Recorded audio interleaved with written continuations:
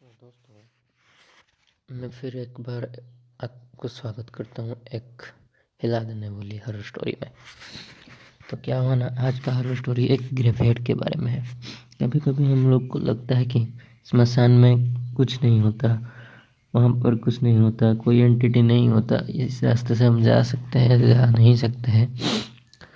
पर क्या ना, वो हमेशा सच नहीं होता, क्योंकि हमेशा आपका डर के आगे जीत नहीं होता। समटाइम्स वी फेल, समझिए, हम कभी कभी फेल हो जाते हैं, कभी कभी डर हम पे काबू कर जाता है। ये एक कहानी है हरीश का, जो कि गुजरात का रहने वाला था। और उसका कहानी में ट्विस्ट देखिए कितना, वो बहुत ही ब्रेव था। उसने मेरे को एक स्टोरी शेयर किया था, तो वो मैं आपको उसी के पॉइंट ऑफ व्यू से बताने जा रहा हूँ। तो बात ऐसा है कि मैं गुजरात के एक छोटे से गांव में रहता था और मेरा जॉब लगी गुजरात के एक बड़े से शहर सूरत में। तो मैं उधर से जाना आना होता था मेरा। तो मैं हर सैटरडे घर आता था और संडे घर जाता था। तो एक दिन क्या हुआ ना,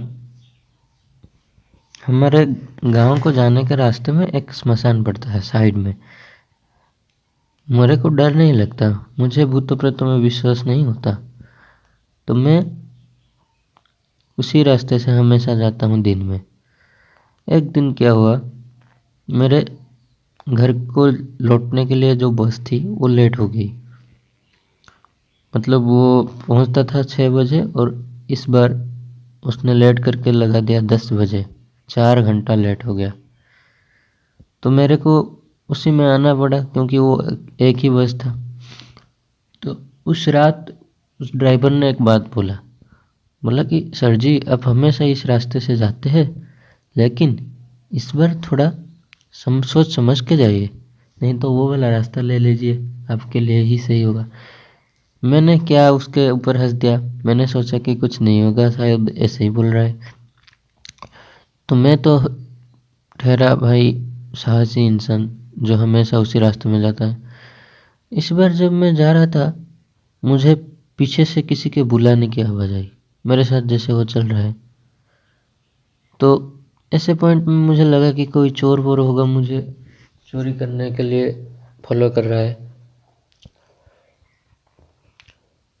लेकिन जब तक मैं उस स्मशान के करीब आते गया, उसका फुटस्टेप उतना ही ज़्यादा बढ़ता गया। तो एक पॉइंट ऐसा आया जैसे वो मेरे कान के पास आके बोल रहा हो, अरे क्यों आया इस बार, मरेगा तो आज, ऐसे ही कुछ। तो मैंने सोचा कि मेरा वहम होगा। मैं पीछे घूम के देखा तो कोई नहीं था। फिर मैं कुछ दूर और गया।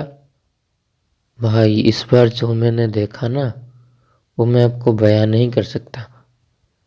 मेरे सामने एक डरावनी सी छवि खड़ी हुई है, जिसका पैर उल्टा है और वो मुझे अपने लाल लाल आंखों से देख रहा है, घूर घूर के। मैं फिर एक बार मतलब आंख बंद करके खुला तो वही खड़ी हुई थी और वो मेरे पास आ रही थी। तो मेरे को कुछ नहीं सूझा। मैंने अपने फ़ोन लिया और हनुमान चालीसा लगा दी और खुद भी गाने लगी। मतलब वो तो गया नहीं वहाँ से, पर जो पास आ रहा था वो पास नहीं आया, पर वो मेरे साथ चलता चलता आया।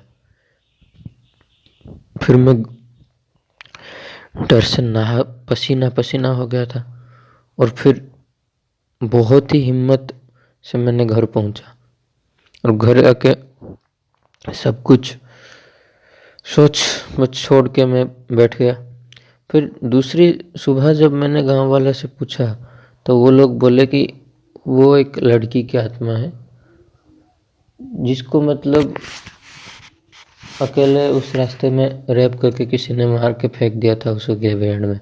तो उसकी आत्मा भटकता रहता है और वो जो भी अकेले आदमी को देखता है उसे ख़त्म कर देता है। तुम्हारा किस्मत अच्छा है कि तुम बच गया, भाई तब से मैं उस रास्ते में कभी नहीं गया, कभी भी नहीं गया, चाहे मुझे कितना भी लेट हो, कितना भी ये हो। तब से मुझे भूतों के ऊपर